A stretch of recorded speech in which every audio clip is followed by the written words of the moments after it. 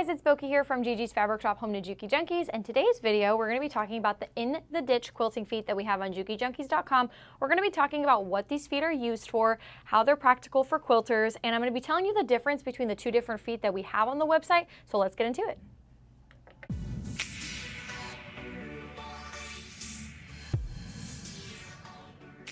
So let's start off by understanding what this is used for. So when you are quilting or when you're making a small little project, it could be a mug rug, it could be a big quilt, it could be a table runner, a placemat, whatever it may be. So here I guess you would kind of consider this like a little mug rug, let's say.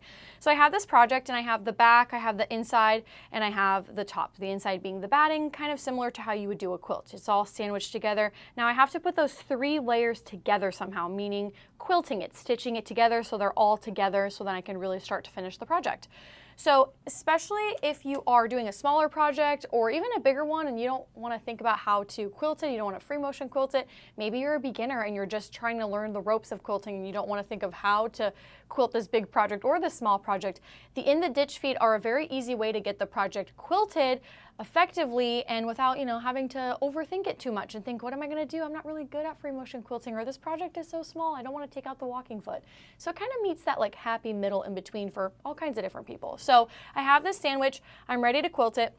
I'm going to bring out the In the Ditch feet. So what these feet are going to do is that when I put them on the machine, and I'll show you guys the 2 that we have, it's going to sit right on top of the stitch and it's going to just guide me and stitch either right close to the seam or right on top of the seam. And that's really nice because that's a really easy way to follow the quilt, right? Especially if you're doing a table runner, something very piecey, you're just quilting right in the ditch of where those 2 fabrics are joined together, where your seam is, and it's gonna be nice and secure. You're gonna zoom through the project, it'll keep everything together, and bada bing, bada boom, you're done.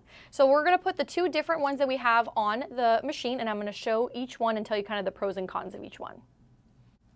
So visual differences between the 2, they both have that guide in the center. So as you can see here, the all metal one right here has its little guide and it's actually integrated. It's a part of the foot. That's all one solid piece, but it still has that guide in the middle. And the other one that we offer on the website has the same thing as well. It has a little metal guide that's detached from the actual foot, but it sits right in the middle to help guide you on that seam. So kind of some pros and cons of each one. Something to also notice about this one. This one, again, a pro is going to be that this guide is integrated onto the foot. So it's not going to fall off. It's not going to bend out of place. It's not going to move and shift on you. Whereas this one, since it's just a little metal guide, if you see I'm moving it with my finger, it's springing up and down.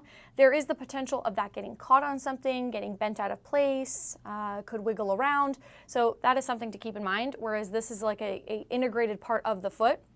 You'll see here that they both actually do have springs. This one has a spring on the left side, so it's going to help surf on top of the fabrics. There's kind of like a 2-part system on these guides, which is kind of nice too. I could see this being used actually for other things as well, like if you had cording or something that you wanted to put down, that actually might be helpful for that because it's kind of like a little ledge.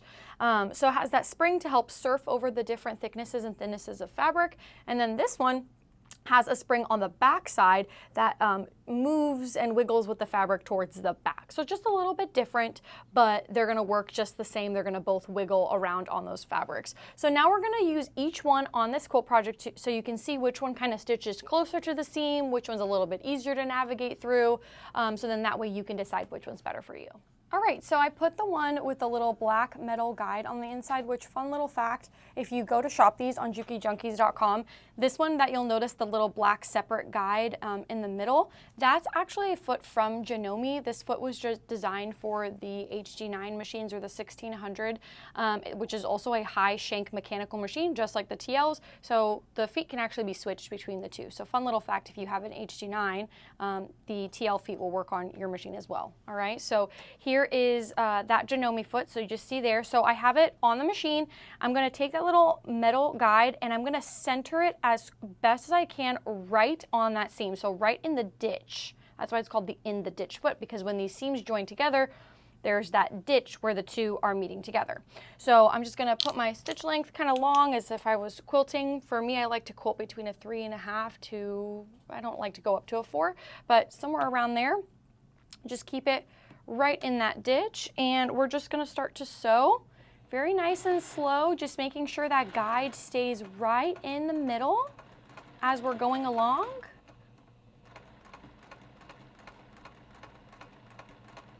All right, so it's really nice. Take your time here. You're just wanting to make sure you're following along into that ditch of the 2 seams as best as you can. And now let's evaluate what we got here. So we got it to stitch right into the ditch of those 2 seams, and it actually did a pretty good job. Like, that's pretty right on top of the seam, if I'm being honest with you.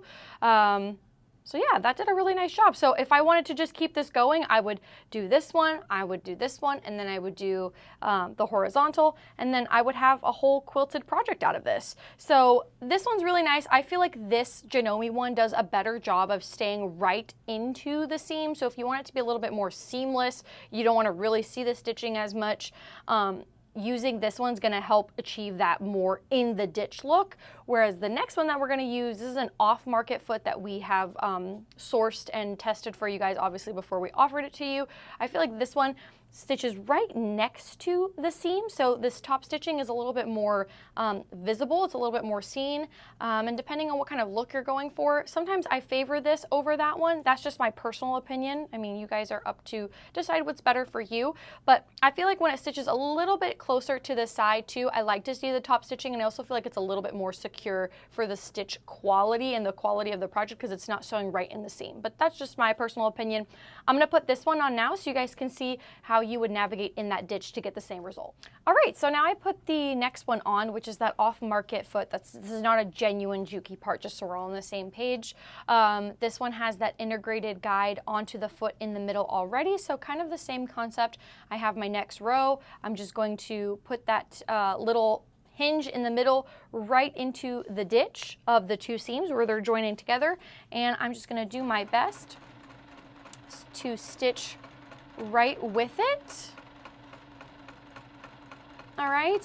Since this one has a thicker flange in the middle, has that thicker guide, I was telling David that I feel like this one is going to do a better job of stitching with like thicker materials as well. So if you were somebody who's doing patchwork with like thicker materials or doing denim or something like that, this would actually work a little bit better. So here you can see that it's stitching right to the side of the seam. So like this is the seam. Right here, it's stitching right to the side of the seam, whereas the Janome one really got right into the middle of that ditch. So like I said, just depends on what look you're going for. This might be better in some cases where if you want it to be a little bit more decorative, this is going to be a little bit nicer. I feel like it's a little bit more secure. Both do the same thing, the same concept of getting that in the ditch type of look, simple and fast quilting. All right, and just like that, we've seen both feet in action and see that they really do the same thing. But just to recap really quickly, the Janome one is going to get that little bit more accurate in the ditch kind of stitched look. So if you're looking for something a little bit more accurate and more seamless and finished like that, this might be the way to go. And then the next one, the last one that we just did, the off-brand foot, just so we're all on the same page, it's not a genuine Juki part, it's one that we sourced. So this one does the same exact thing, but it just stitches a little bit off to the seam. So if you're working with thicker materials, you might actually really enjoy that.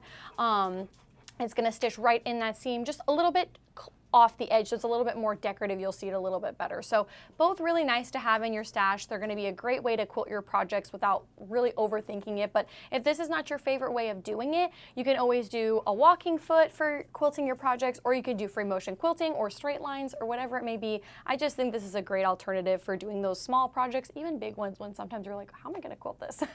So make sure you guys check out the description below. Both of these feet are available on JukiJunkies.com. You guys can make sure that you like and subscribe to our channel because we are posting every Sunday. Me and David have been doing a lot of shorts, so make sure you check those out too. We're going to be doing probably a couple on this one as well, so check that out if you want to see it a little bit more in action. And comment down below, what's your favorite way of quilting your quilts and your little projects? Do you prefer something like this? Do you prefer your walking foot, or are you just a free motion quilting guru? All right, thank you guys so much, and I hope you enjoy this video. Bye.